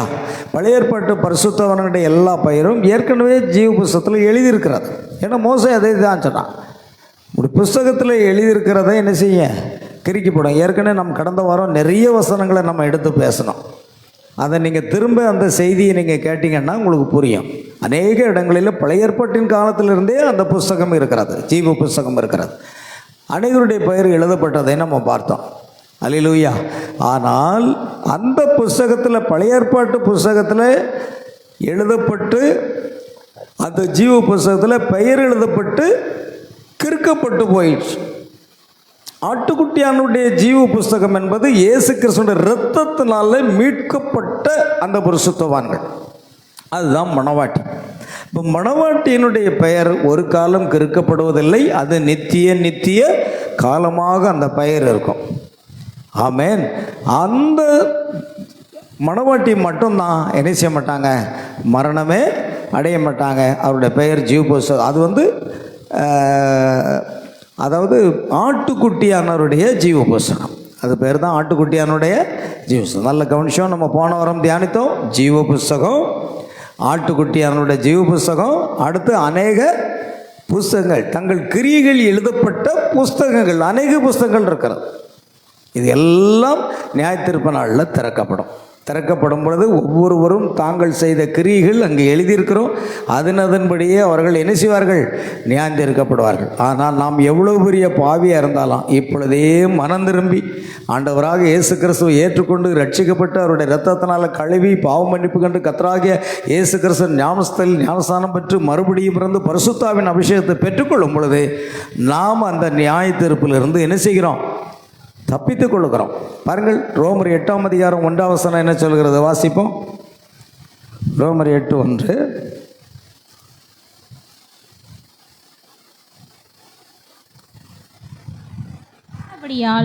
கிறிஸ்து இயேசுவுக்கு உட்பட்டவர்களாய் இருந்து மாம்சத்தின்படி நடவாமல் ஆவியின்படியே நடக்கிறவர்களுக்கு ஆக்கினை தீர்ப்பில்லை. கிறிஸ்து இயேசுக்கு உட்பட்டவர்களாக இருந்து ஆவியின்படியே நடக்கிறவர்களுக்கு என்ன இல்லை, நியாய தீர்ப்பு என்பது கிடையாது. நாம் அந்த நியாய தீர்ப்பிலிருந்து தப்பித்துக் கொள்கிறோம். ஆமேன். நாம் இந்த பூமியிலேயே நாம் என்ன செய்கிறோம், ஆண்டவராக இயேசுவை ஏற்றுக்கொண்டு ரட்சிக்கப்பட்டதுனால நமக்கு எந்த நியாய தீர்ப்பும் கிடையாது. இதுவரைக்கும் நாம் என்னென்ன பாவங்கள் செய்தோமோ அந்த பாவங்களை எல்லாம் தேவன் மறதி என்னும் கடலிலே போட்டு விடுகிறாராம். பார்த்தீங்களா, ஒரு பாவியினுடைய பாவம் என்ன செய்யும், அவன் மரித்தாலும் அவன் எலும்புகளோடு என்ன செய்யுமா, படுத்துக்கொள்ளும் என்று வேத வசனம் சொல்லும். ஒரு பாவி மரித்த பிற்பாடும் அவன் உலகத்தில் இருந்த நாட்களிலே செய்த எல்லா பாவங்களும் அவன் எலும்புகளோடு படுத்துக்கொள்ளும். அவன் 2வது உயிர்த்தெழுதும் பொழுது அவன் செய்த எல்லா பாவங்களின்படியே அவன் நியாயந்தீர்க்கப்படுவான். ஆனால் ஒரு பரிசுத்தவான் என்ன செய்கிறான், நியாய தீர்ப்புக்கு செல்வதில்லை. பரிசுத்தவான்கள் நியாய தீர்ப்புக்கு செல்வதில்லை. அதற்கு பதிலாக உலகத்தை அவர்கள் என்ன செய்வார்கள், நியாயம் தீர்ப்பார்கள். ஆனால் அவர்கள் எப்படிப்பட்ட பாவியாக இருந்தாலும் இந்த பூமியில் இருக்கும் பொழுது இயேசு கிறிஸ்துவை ஏற்றுக்கொண்டு ரட்சிக்கப்பட்டால் அந்த பாவத்தை எல்லாம் தேவன் மன்னித்து மறந்து விடுகிறாராம். பைபிள் சொல்லுது, மறதி என்னும் கடலிலும் முழுமையாக மூழ்கடித்து விடுகிறார். அப்போ அந்த பாவத்திலிருந்து நம்ம விடுதலை பெற்றாச்சு. என்னமோ நம்ம பயப்பட வேண்டிய அவசியம் இல்லை. நமக்கு மரணங்கிறது கிடையவே கிடையாதுங்கிறத நம்ம பொறுத்துறோம். பாருங்கள், இப்போ தானியேல் 7:10 புஸ்தகங்கள் எல்லாம் திறக்கப்பட்டன, அநேக புஸ்தகம். இதன் பொருள் நியாயத்தீர்ப்புக்கான பதிவு ஆவணங்கள். நியாயத்தீர்ப்புக்கான பதிவு ஆவணங்கள்னால் இதில் என்னென்ன எழுதியிருக்கு, யாருடைய செயல்பாடு எப்படி இருந்தது, எல்லாமே எழுதப்பட்டிருக்கிறதை நாம் பார்க்குறோம். அது எல்லாம் அதில் எழுதப்பட்டபடியின்படியே ஒவ்வொரு என்ன செய்தாங்க, நியாயம் தீர்க்கப்பட்டார்கள். புஸ்தகங்கள் திறக்கப்பட்டன, மரித்தோர் புஸ்தகங்கள் எழுதப்பட்டவர்களின்படியே நியாயம் தீர்க்கப்பட்டார்கள் என்பது மிக தெளிவாக இருக்கிறது. கர்த்தருடைய நாமத்துக்கு மகிமையுண்டாகட்டும். ஆகியால் பிரியமானவர்களே, 1000 பேர் அவருக்கு பணிவிடை செய்தார்கள். அதுதான் மணவாட்டி, மறந்து போகாதீங்க. கோடான கோடி பேர் அவருக்கு முன்பாக நின்றார்கள்னா இந்த உலகத்தில் உள்ள எல்லாரும் ஒரு நாள் நமக்கு முன்பாக, இயேசுவுக்கு முன்பாக, சிங்காசனத்துக்கு முன்பாக அவர்கள் எல்லாரும் உயிரிழந்து நிற்பாங்க. நீங்கள் செத்து மரித்து போன உடனே நம்ம வாழ்க்கை முடிஞ்சு போச்சுன்னு நினைக்கிறாங்க. இல்லை, மரித்து போன உடனே அவன் பரிசுத்தவனாக இருந்தாலும் சரி, பாவியாக இருந்தாலும் சரி, மரித்த பிற்பாடும் அவனுக்கு என்ன இருக்கிறது, ஒரு வாழ்க்கை வருகிறது. அது பரிசுத்தவானாக இருந்தால் இயேசுவோடு கூட 1000 வருஷம் அரசாட்சி செய்வாங்க. ஆனால் பாவியாக அக்கிரம செய்காரனாக இருந்தால் அவன் நியாயம் தீர்க்கப்பட்டு அக்கினி கடலிலே தள்ளப்படுவான் என்று நாம் வெளிப்படுத்தல் 20 வாசித்தோம். அப்போ பாருங்க, அப்போ தேவன் வந்து நிச்சயமாக யாரையும் தப்ப விட மாட்டார். எல்லாரும் பதில் சொல்லி தான் ஆகணும். நீங்கள் எந்த மதத்தை சேர்ந்தவங்களாக இருக்கலாம், எந்த குலமோ எந்த கோத்திரமோ இல்லை என்ன வேணாலும் சரிட்டு எந்த சபைக்கும் போகலாம். அதை பற்றி இல்லை. கிறிஸ்தவ சபைகளுக்கு போனதுனால நீ கிறிஸ்தவம் கிடையாது. நல்லா கவனிக்கணும். நான் ஒரு கிறிஸ்தவ சபைக்கு போகிறேன் அப்படின்னா நீ கிறிஸ்தவம் கிடையாது. கிறிஸ்தவன் என்றால் தேவனுடைய வார்த்தையை விசுவாசித்து அதை பின்பற்றுவது மாத்திரமல்ல, அந்த ஒவ்வொரு செய்தியாளனுடைய செய்தியையும் இந்த கடைசி நாட்களிலே தேவன் வாக்குத்தத்தம் பண்ணப்பட்ட அந்த தீர்க்கதரிசன செய்தியை விசுவாசித்து பின்பற்றுகிறவர்கள் மட்டும்தான் மணவாட்டி என்ற ஸ்தானத்துக்குள் வருவார்கள் என்பதை நாம் மறந்து போகக்கூடாது. நீங்கள் பெந்தெகோஸ்தையாக இருக்கலாம், நீங்கள் புராட்டஸ்டண்டாக இருக்கலாம், நீங்கள் கத்தோலிக்கர்களாக இருக்கலாம். ஆமேன். நீங்கள் சில பேர் நினைக்கிறாங்க பெந்தெகோஸ்தினர்னா பரலோகத்துக்கு போயிடுவாங்கன்னு நினைக்கிறேன். இல்லையா? எப்படி ரோமன் கத்தோலிக் எப்படியோ, புராட்டஸ்டண்ட் எப்படியோ, பெந்தெகோஸ்தை எப்படியோ, இது எல்லாமே என்னவா இருக்கிறது? அவரவர் சபைக்கு கொள்கைகளும் கோட்பாடுகளும் இருக்கிறது. ஆனால் ஒரு மணவாட்டி எந்த கொள்கைகளும் கோட்பாடுகளை ஏற்றுக்கொள்ளாமல் பரிசுத்த வேதாகமத்தில் உள்ள தேவனுடைய வார்த்தையை அப்படியே விசுவாசிக்கிறார். அது மாத்திரமல்ல, இந்த காலத்துக்கென்று தேவனால் அனுப்பப்பட்ட தீர்க்கதரிசியினுடைய செய்தியை விசுவாசிக்கிறவங்க மட்டும்தான் மணவாட்டி. அவங்க தான் எடுத்துக்கொள்ளப்படுறதில்ல போக முடியும். மற்றவங்க எடுத்துக்கொள்ளப்படுறதில்ல, இழந்து போவாங்க, உபத்திரவ காலத்துக்குள் செல்வார்கள் என்பது வேதம் மிக தெளிவாக இருக்கிறது. அல்லேலூயா. பாருங்கள், கோடான கோடி பேர் அவருக்கு முன்பாக நின்றார்கள். அதுதான் நியாயம். 2 குழுக்கள் இருப்பது போல் காட்சி. ஒன்று 1000 பேர், அடுத்து கோடான கோடி பேர் கர்த்தருக்கு மேட்டு. அந்த பாருங்கள், இது எல்லாவற்றையும் நம்ம பார்க்குறோம். ஒன்று சபை, இன்னொன்று மணவாட்டி அல்லது இந்த அக்கிரமம் செய்கிறவர்கள். எல்லாம் அங்கே நின்று இந்த காரியங்கள் நடக்கிறதை நாம் பார்க்குறோம். ஆகையால் பிரியமானவர்களை, இன்றைக்கு நாம் இதோடு நிறுத்தி கொள்ளலாம். ஆகையால் இது ஒரு வெள்ளை சிங்காசன நியாயத்தீர்ப்பு. ஏற்கனவே நான் பிரசங்கித்த வார்த்தைகள் தான் இங்கேயும் இருக்கிறது. இந்த பிடிஎஃப்பில் ஏற்கனவே நான் அதையெல்லாம் உங்களுக்கு எடுத்து பிரசங்கித்து விட்டேன். அல்லேலூயா.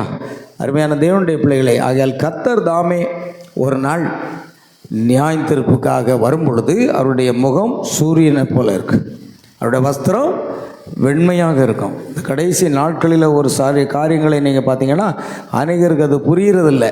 இந்த கடைசி காலத்தில் பார்த்தீங்கன்னா இந்த அடையாளத்தை நம்ம பார்க்குறோம். இது வந்து நமக்கு இதில் தெரியுதா நம்ம தெரியல. இந்த அடையாளத்தை நம்ம பார்க்குறோம். பிரியமானவர்களே, எங்கே வச்சேன்?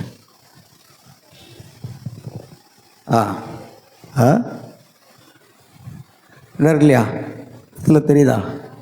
சரி பாருங்கள். அப்போ அதில் நீங்கள் பார்க்குறீங்க. அதே தான் நான் கையில் வச்சுருக்கேன். இதுதான் 1963ஆம் ஆண்டு கர்த்தர் தாமே வானத்திலிருந்து இறங்கி வந்த ஒரு காட்சி. அதை மறந்துடக்கூடாது. பலமுள்ள தூதனாய் கிறிஸ்து 1963 பிப்ரவரி 28 7 தூதர்கள் வடிவில் அவர் இறங்கி வர்றார். அந்த இறங்கி வந்த காட்சியை தான் பார்க்குறோம். பாருங்கள், இப்போ நம்ம அதை பார்க்குறோம். பாருங்கள், இந்த அதிகாரம் என்னவாக இருக்குன்னா, இது ஏன் வெள்ளை தலைமயிர்?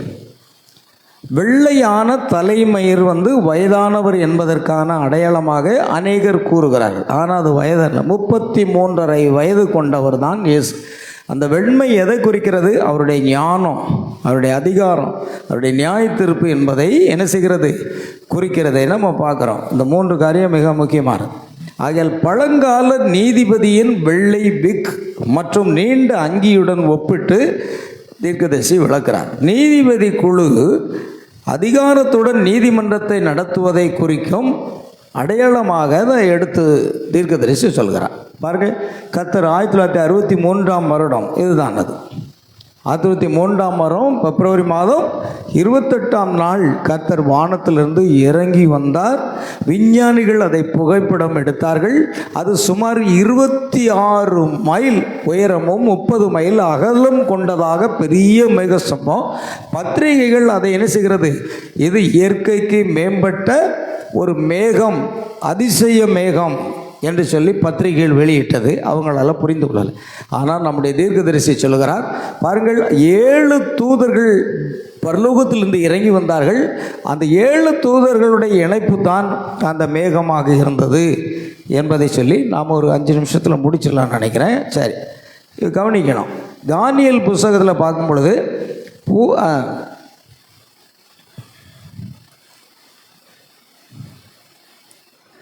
அந்த வெள்ளையான தலைமையர் ஞானமும் நியாயத்தீர்ப்பின் அதிகாரத்தையும் குறிக்கிறது.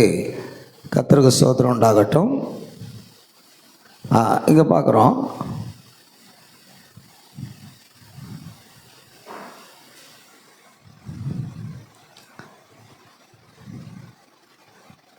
ஆயிரத்தி 1963 பிப்ரவரி 28 அன்று அரிசோனாவில் தோன்றிய மர்மமான ரகசியமான மேகத்தை பற்றியது. 7 angels formed the supernatural cloud. 7 தூதர்களால் உருவாக்கப்பட்ட இயற்கைக்கு மேம்பட்ட அதிசய மேகம் என்று பத்திரிகைகள் அதை வெளிப்படுத்தின. இது எத்தனை பேர் விசுவாசிக்கிறார்களோ தெரில. நாங்கள்லாம் கிறிஸ்தவர்கள்னு அநேகர் சொல்கிறாங்க. தேவன் உண்மையாகவே இறங்கி வந்த ஒரு காட்சி. இன்றைக்கி அநேகர் அதை விசுவாசிக்கிறாங்களா? இல்லை. அவர் ஒரு சபை என்ன சொல்லுதோ அதை தான் விசுவாசிக்கிறாங்க. ஆனால் தேவன் தம்முடைய வார்த்தையின்படியே அவர் என்ன செய்கிறார்? வெளிப்படுத்தல் 10ஆம் அதிகாரத்தின் நிறைவேறலாக தான் இருக்கிறது இல்லையா? வெளிப்படுத்தல் பின்பு பலமுள்ள வேறு தூதன் வானத்திலிருந்து இறங்கி வர கண்டேன் என்று யோவான் சொல்லுகிறது. 1963ஆம் வருடம் பிப்ரவரி மாதம் 28ஆம் நாள் நிறைவேறிற்று. அந்த 7 தூதர்கள் சேர்ந்த ஒரு வடிவமைப்பு தான் அந்த அதிசயமான மேகம் என்று சொல்கிறார். அதை பாருங்கள், 1963 பிப்ரவரி 28 அன்று மாலை ஃப்ளாக் ஸ்டாப் அருகே மிகப்பெரிய வளைய வடிவு மேகம் புகைப்படம் எடுக்கப்பட்டது. கிட்டத்தட்ட 26 மைல் அகலம், 26 மைல் உயரம், 30 மைல் அகலம் கொண்டதாக அது காணப்பட்டது. கர்த்தருக்கு மகிமை உண்டாகட்டும். கவனிங்க, இதை என்ன செய்ய கடைசியில் நான் அதை சொல்லி முடிக்கிறேன். இந்த தரிசனத்தை தீர்க்கதரிசி ஏற்கனவே 62வது ஆண்டு தேவன் அவருக்கு வெளிப்படுத்தி கொடுத்தார். ஆனால் 63ஆம் ஆண்டு அது நிறைவேறுகிறதை நம்ம பார்க்குறோம். தூதர்கள் பிரமிடு வடிவில் தம்மை சந்திப்பதை போன்ற ஒரு தரிசனத்தை ஏற்கனவே அவர் பார்த்து சபையில் அறிவிச்சார். பிரமிடு, கூர்நுனி கோபுரம். கூர்நுனி கோபுரம் போன்ற அமைப்பில் அந்த தூதர்கள் வேகமாக இறங்கி வந்தார்கள்னு சொல்லி 1962ஆம் ஆண்டு அவருக்கு தேவன் கொடுத்த அந்த தரிசனத்தை சபையில் அறிவிக்கிறார். சபையார் எல்லாரும் அதை பதிவு செய்து வைத்தார்கள். அப்படி ஒரு தரிசனத்தை அவர் பார்க்குறார். அதன் பின் அரிசோனா மலைப்பகுதியில் 7 angels, அந்த 7 தூதர்கள் அவரை சந்தித்ததாக அவர் கூறினார். அந்த நிகழ்வுக்கு பின்னர் அவர் ஜெபர்சன்வில்லுடைய சபைக்கு திரும்பி வந்து 7 முத்திரைகளை குறித்து பிரசங்கித்தார். பாருங்கள், அந்த கூட்டம் வரும்பொழுது பெரிய இடி முழக்கம் உண்டாயிற்று. வானத்தில் அசைக்கக்கூடிய ஒரு பெரிய இடி முழக்கம் உண்டாதனால விஞ்ஞானிகள் எல்லாம் அதை புகைப்படம் எடுத்தாங்க. விஞ்ஞானிகளே அதிசய மேகன்னு சொன்னாங்க. ஆனால் நம்முடைய தீர்க்கதரிசிக்கு தேவன் வெளிப்படுத்தின பிரகாரம் அவர் சொல்கிறாரு, அது யாரும் அல்ல, விஞ்ஞானிகள் அதை புகைப்படம் எடுத்தார்கள், அது எனக்கு தெரியாது. அவர்கள் துப்பறிய நிபுணர்களெல்லாம் அதை என்ன செய்தார்கள்? ஆராய்ந்து பார்த்தார்கள். அவர்கள் அதிசய மேகம் என்று பத்திரிகையில் வெளிப்படுத்தி அதை பிரசுரித்தார்கள். ஆனால் அங்கே கர்த்தர் நின்றார் என்று நாம் விசுவாசிக்கிறோம்னு சொல்கிறார். இன்றைக்கி செய்தியில் உள்ளவங்க கூட விசுவாசிக்கிறது கிடையாது. இந்த தீர்க்கதரிசியினுடைய செய்தியை விசுவாசிக்கிறவங்க கூட கர்த்தர் அங்கே நின்றார் என்பதை விசுவாசிக்க மாட்டாங்க. இல்லை, அது ஒரு அடையாளம் மட்டும்தான். அது என்னது? வெறும் அடையாளம்தான். இல்லை, நம்முடைய தீர்க்கதரிசி கர்த்தர் வரைக்கும் தான் சொல்கிறார். கர்த்தர் அங்கே நின்றார் தெளிவாக சொல்கிறார்.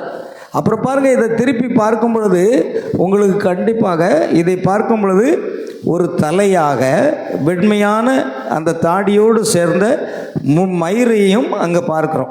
இதுதான் அவர் என்ன சொல்கிறாருன்னா, அவர் ஒரு நியாயாதிபதியாக வருகிறார். நியாயாதிபதி எடுத்துக்கொள்ளப்பட வரல, உலகத்துக்கு ஒரு நியாய தீர்ப்பை கொடுக்கிறார். ஆமேன். இப்போ பாருங்கள், இப்போ இன்றைக்கி எந்த நாட்டில் போன வாரம் கொலம்பியாங்கிற நாட்டில் பயங்கர பூமி அதிர்ச்சி எடுத்து நூற்றுக்கணக்கான பேர் செத்து போனாங்க. மும்பையில் ஒரு காலம் நிலச்சரிவு ஏற்பட்டதே இல்லை. மும்பையில் குர்லாக்கு அருகில் அங்கு நிலச்சரிவு ஏற்று 7 பேர் மண்ணிலே புதைந்து விட்டார்கள். இன்னும் எத்தனை பேர் புதைந்தார்களோ தெரில, 7 பேர் என்று தான் வெளியிட்டார்கள். அந்த நிலச்சரிவு ஏற்பட்டது. அங்கே இருக்க நான் தொடர்பு கொண்டேன். ஒரு காலம் இப்படி நிலச்சரிவு ஏற்பட்டதில்லை. ஏன்னா நானும் கிட்டத்தட்ட 12 ஆண்டுகள் மும்பையில் இருந்திருக்கிறோம். இதே போன்ற நிலச்சரிவு இல்லை. ஆனால் அந்த நிலச்சரிவு ஏற்பட்டு 7 பேர் மண்ணில் புதைந்து விட்டார்கள். அதேபோல் பீகார், அஸ்ஸாம், ஒரிஷா, உத்தரப்பிரதேஷ் போன்ற நாடுகள் எல்லாமே அழிந்து கொண்டிருக்கிறது. எல்லா மாநிலங்களும் வரலாறு காணாத மழையினாலே அழிகிறது. கொலம்பியாவில் என்ன நடக்குது? பூமி எதிர்ச்சி ஏற்பட்டு அநேகர் செத்து போனார்கள். இந்த உலகம் முழுவதும் என்ன நடக்குன்னா ஒரு நியாய தீர்ப்பு நடக்கிறது. தீர்க்கதரிசி சொல்லுகிறார், ஏன் வெண்மையான தலையை அணிந்து கீழே இறங்கி வந்திருக்கிறார் என்றால், நியாய தீர்ப்பு போன்ற ஒன்று இன்னைக்கு உலகத்தில் என்ன செய்கிறது, நடந்து கொண்டிருக்கிறதுன்னு சொல்கிறார். இதை அநேகர் விசுவாசிக்கிறது இல்லை. யார் விசுவாசிக்கிறாங்களோ அதை முன்குறிக்கப்பட்டவர்கள் மட்டும்தான் விசுவாசிக்க முடியும். எல்லாரும் விசுவாசிக்க முடியாது. அது தேவன் உங்களை முன்குறித்திருக்கணும், அப்போ தான் உங்களுக்கு புரியும். அதனால் இது வெறும் அடையாளம் என்று அநேகர் சொல்கிறார்கள். ஆனால் இது வெறும் அடையாளம் இல்லை, அது கர்த்தர் தாமே. ஆமென். கர்த்தர் தாமே இறங்கி வந்தார். பாருங்கள், அந்த முகத்தை பாருங்கள், முகம் சரியாக பாருங்கள், அது முகம் அப்படியே முகம் தெரிந்தது, அப்படியே தாடி எல்லாமே அப்படியே தெரியுது. அல்லேலூயா. இது புகைப்படம் அல்ல, இது வரைபடம் அல்ல, மன்னிக்கும், இது வரைபடம் அல்ல, இது ஒரு புகைப்படமாக இருக்கிறது. ஆமென். பாருங்கள், அதன் பிற்பாடு தான் அந்த மேக கூட்டத்துக்குள் சகோதரன் பிரணாமை தீர்க்கதரிசி கர்த்தரை எடுத்துக்கொண்டார். இப்பொழுது நீ சபைக்கு சென்று 7 முத்திரைகளை குறித்து பிரசங்கம் பண்ணு என்று சொன்னார். இப்போ கர்த்தர் வெளிப்படுத்தி தர 7 முத்திரைகளை உடைத்தது யாரு? ஆட்டுக்குட்டியானவர். வெளிப்படுத்தல் 5ஆம் அதிகாரத்தில் ஆட்டுக்குட்டியானவர், வெளிப்படுத்தல் 10ஆம் அதிகாரத்தில் அவர் சிங்கமாக இருக்கிறார். பலமுள்ள தூதனாகிய அவர் இறங்கி வரும் பொழுது அவர் கட்சிக்கிற சிங்கமாக இறங்கி வந்தார். பாருங்கள், இவர் ஆட்டுக்குட்டி அல்ல, இப்பொழுது அவர் சிங்கம். அதுதான் நியாய தீர்ப்பினுடைய செயல்பாடு. பாருங்கள், அந்த மேகம் 7 தூதர்களோடு எப்படி தொடர்பு படுத்தப்படுகிறது. ஆமென். கர்த்தருக்கு மகிமை உண்டாகட்டும். பாருங்கள், 1963 வெளியான அந்த புகைப்படத்தை பார்த்தபோது அதில் இருந்த உருவம்தான் மலைப்பகுதியில் தன்னை சந்தித்த 7 தூதர்களின் கூட்டம் என்று அவர் அடையாளம் கண்டார். ஏன்னா அது வெளிப்படும். அந்த தரிசனம் நிறைவேறதுக்கு முன்பாக கர்த்தர் அவருக்கு தரிசனத்தை காட்டிட்டார். பாருங்கள், there was Jesus Christ just as perfect அவர் சொல்கிறார் என்று கூறி படத்தை ஒரு குறிப்பிட்ட கோணத்தில் பார்க்கும் பொழுது, ஏன்னா விஞ்ஞானிகள் புகைப்படம் எடுத்தது இப்படி தான் எடுத்தாங்க. அதை நாங்கள் வைத்திருந்தேன். விஞ்ஞானிகள் புகைப்படம் எடுக்கும்போது எப்படி எடுத்தாங்க? இது போன்று எடுத்தாங்க, இது மாதிரி தான் எடுத்தாங்க. இந்த மாதிரி இதை தீர்க்கதரிசி என்ன சொல்கிறார், அது திருப்பி பாருங்கள்ங்கிறார். இது திருப்பி பார்க்கட்டும். அப்போ அதை திருப்பி இது இப்படி இருந்ததுனால யாருக்குமே தெரியல, இது என்னன்னே தெரியல. அப்போ தேவன் அவருக்கு வெளிப்படுத்தும் போது அதை திருப்பி பாருங்கள், அப்பொழுது சரியாக அந்த முகம் தெரிகிறது என்பதை தெளிவாக சொல்லுகிறார். பாருங்கள், இது என்ன அப்படின்னா, இந்த உலகத்துக்கு என்ன நியாய தீர்ப்பு தான். எங்கே போனாலும் உலகம் அழிஞ்சுக்கிட்டே தான் இருக்குது. யாரும் காப்பாற்ற முடியாதுங்க, யாருமே காப்பாற்ற முடியாது. உலகத்துக்கு நியாய தீர்ப்பு போய்கிட்டே இருக்குது. இது கடவுளுடைய நியாய தீர்ப்பு. ஆமென். பாருங்கள், அவர் படத்தை குறிப்பிட்ட கோணத்தில் பார்க்கும் பொழுது கிறிஸ்துவின் முகத்தை போன்ற உருவம் இருப்பதாக விளக்கினார். பாருங்கள், அதை பார்க்கும்போது என்னவா இருக்கிறதா, கிறிஸ்துவனுடைய முகத்தை போன்ற ஒரு தோற்றம் உருவம் அங்கே இருப்பதாக அவர் கூறுகிறார் என்று தெளிவாக சொல்லுகிறார். ஆண்டவர் சோதனை உண்டாகட்டும். பாருங்கள், ஆண்டவருக்கு மகிமை. ஆகையால் இது தானியேல் 7:9-10 தொடர்பு படுத்தி அவர் பேசுகிறதை நம்ம பார்க்குறோம். இதை உலகத்தாருக்கு தெரியாது, ஸ்தாபன கிறிஸ்தவர்களுக்கு புரியாது, செய்தியில் இருக்கிறேன்னு சொல்கிறவங்களுக்கும் புரியாது. ஆனால் ஒன்றே ஒன்று, நீங்கள் உலகத்தோட்டத்துக்கு முன்பாக முன்குறிக்கப்பட்டு உங்கள் பெயர் ஜீவ புஸ்தகத்தில் எழுதியிருந்தால் அது உங்களுக்கு புரியும், இல்லைன்னா புரியாது. ஏன்னா நீங்கள் தேவனாலே போதிக்கப்பட்டிருப்பீர்கள் என்று வேதம் சொல்கிறோம். இன்றைக்கு நேற்றல்ல, இந்த சத்தியெல்லாம் நீங்கள் உலகத்தோடு கிறிஸ்துக்குள்ளே இருக்கும்போதே கர்த்தர் நமக்கு போதித்திருந்ததுனால இது பரிசுத்த ஆவியானவர் சகலத்தையும் நமக்கு நினைப்பூட்டி அதை நடத்துகிறதை நம்ம பார்க்குறோம். அல்லேலூயா. கர்த்தருக்கு மகிமை உண்டாகட்டும். ஆகியால் பிரியமானவர்களே, இவ்வளவு காரியங்களை நம்ம பார்த்துட்டோம். இது என்னவா இருக்கிறது? ஒரு நியாய தீர்ப்பாகிற வெள்மையான தலைமையர் நியாயாதிபதியின் ஒரு அதிகாரமாக இருக்கிறது. இனி இந்த உலகம் எங்கே போனாலும் அழிவு தான் வருங்க. நீங்கள் பாதுகாக்க முடியவே முடியாது. அரசாங்கம் திணறும், விஞ்ஞானிகள் திணறுவாங்க, உலகமே திணறும், ஐநா சபை திணறும், ஒன்றுமே பண்ண முடியாது. எப்படி நடந்தது, ஏன் நடந்தது, எதற்காக நடந்தது என்பதை அவங்களால கண்டுபிடிக்க முடியாது. ஏன்னா இது தேவனுடைய கோபம் அந்த உலகத்துக்கு வந்தாச்சு. இந்த உலகம் என்னதில் போயிட்டுருக்குமே, அழிவில் போய் கொண்டிருக்கிறதை நம்ம பார்க்குறோம். அல்லேலூயா. ஆகியால் பிரியமானவர்களே, வேதத்தினுடைய இந்த காரியங்களெல்லாம் நாம் புரிந்து கொண்டோம். மேகம் 1963 மேகம் 7 தூதர்களின் தோற்றத்துடன் தொடர்புடைய ஒரு அடையாளம் என்பதையும் நாம் பார்த்து விட்டோம். கர்த்தர் தாமே உங்களை ஆசீர்வதிப்பார். அநேக செய்திகளை சொல்கிறார் அவர். அதாவது ஐயன்மீர் இதுவா சமயம் என்ற செய்தியில் தான் இந்த தரிசனத்தை பற்றி 1962 பேசுகிறார். அப்புறம் பாருங்கள், வெளிப்படுத்தல் 10:1 கிளவுடு அதுதான் 10:1 தான் கர்த்தர் இறங்கி வந்த அந்த நிகழ்வையும் ஒப்பிட்டு பார்க்குறார். பாரு, இதெல்லாம் நியாய தீர்ப்பு. ஆனால் ஒரு நாள் என்ன வரும்? வெள்ளை சிங்காசன நியாய தீர்ப்பு வரும் பொழுது இந்த உலகம் முழுவதையும் தேவன் ஒவ்வொரு மனிதரையும் ஒவ்வொரு நபரையும் அவர் நியாயம் விசாரிப்பார். அந்த நியாய தீர்ப்பிலிருந்து நாம் தப்பித்து கொள்ள வேண்டுமா? இந்த காலத்துக்கென்று தேவன் அனுப்பப்பட்ட தீர்க்கதரிசியும் அவருடைய செய்தியும் இயேசு கிறிஸ்துவையும் அவரையும் நாம் விசுவாசித்து அவருக்கு பிரியமாக நாம் வாழ்ந்தால் மட்டுமே நாம் இந்த அழிவிலிருந்து காப்பாற்ற முடியும். கர்த்தர் உங்களை ஆசீர்வதிப்பாராக. நாம் யாவரும் எழுந்தென்று ஜெபிக்கலாம். ஸ்தோத்திரிக்கிறேன் கர்த்தராக இயேசுவே, துதிக்கிறப்பா. எங்கள் ஆண்டவர் மர்ம இரட்சகரமாக இயேசு கிறிஸ்துவின் நாமத்திலே ஆண்டவரே, இந்த நாளிலும் உடைய பாதத்தில் வந்து இந்த வேத பாட வகுப்பை தியானிக்கும்படி கிருபை செய்தீரே. ஸ்தோத்திரம் ஆண்டவரே. ஆண்டவரே, சிங்காசனங்கள் வைக்கப்பட்டன.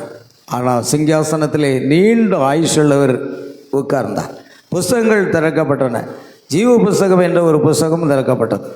அவர் புஸ்தகத்தில் எழுதப்பட்டபடியே ஒவ்வொருவரும் தங்கள் தங்கள் கிரியைகளின்படி நியாய தீர்ப்பு அடைந்தார்கள் என்று. இந்த உலகமானது நியாய தீர்ப்புக்கு காத்திருக்கிறதை நாம் பார்க்கிறோம். அந்த நியாய தீர்ப்பிலிருந்து நாங்கள் தப்பித்து கொள்ளவென்றால் கிறிஸ்துக்கு இயேசுவுக்கு உட்பட்டவர்களாக நீங்கள் ஜீவிப்பீர்களால் உங்களுக்கு நியாய தீர்ப்பு கிடையாது என்று ரோமர் 8:1 வசனம் சொல்கிறது. அவனமாக கர்த்தராக இயேசு கிறிஸ்துவை உம்முடைய கிருபையினால் எங்களை முன்குறித்தீர், தெரிந்து கொண்டீர், அழைத்தீர், நீர் பாலக்கினீர். நாங்கள் உம்முடைய மனவாட்டி என்ற ஸ்தானத்தில் நீர் முன்குறித்ததுனால நாங்கள் உம்முடைய வார்த்தைக்குள்ளாக கடந்து வர தேவன் தந்த கிருபைக்காக நன்றி செலுத்துகிறோம். இந்த நாளிலும் கேட்ட அந்த செய்தியை கேட்டு ஆண்டவரை ஏனோ தானோ என்று ஜனங்கள் விட்டு விடாதபடிக்கு தேவன் கொடுத்த தரிசனம், தேவன் இறங்கி வந்த தரிசனம், 7 முத்திரைகளின் வெளிப்பாடு, 7 இடிமுழக்கங்களின் வெளிப்பாடு, மனுஷகுமாரனுடைய வெளிப்படுதல், இது எல்லாவற்றையும் விசுவாசித்து ஆண்டவரே எடுத்துக்கொள்ளப்படுதலுக்கு ஆயத்தப்பட கர்த்தர் கிருபை செய்ய வேண்டுமா ஜெபிக்கிறோம். இந்த வேதப்பாட வகுப்பு கூட்டத்தில் கலந்து கொண்ட ஒவ்வொரு சகோதர சகோதரிகளையும் பிள்ளைகளையும் தேவன் ஆசீர்வதியும். சகல துதி கன மகிமை யாவற்றையும் உமக்கு செலுத்துகிறோம். கர்த்தராகிய இயேசு கிறிஸ்துவின் நாமத்தில் கேட்கிறோம் பிதாவே, ஆமென். என் ஆத்மாவே கர்த்தரை ஸ்தோத்ரி, என் முழு உள்ளமேருடைய பரிசுத்த நாமத்தை ஸ்தோத்ரி. என் ஆத்மாவே கர்த்தரை ஸ்தோத்ரி. கர்த்தர் செய்த சகல வாரங்களை மறவாதே. ஆமென். நம்முடைய கர்த்தராக இயேசு கிறிஸ்துவினுடைய கிருபையும் தேவனுடைய அன்பும் பரிசுத்த ஆவியினுடைய ஐக்கியமும் சந்தோஷமும் சமாதானமும் சுகமும் பலமும் ஆசீர்வாதங்களும் நம் அனைவரோடும், நம் குடும்பத்தார் அனைவரோடும், சகல பரிசுத்தவான்கள் அனைவரோடும் என்றென்றும் சதா காலமும் நிலைத்திருப்பதாக. அல்லேலூயா.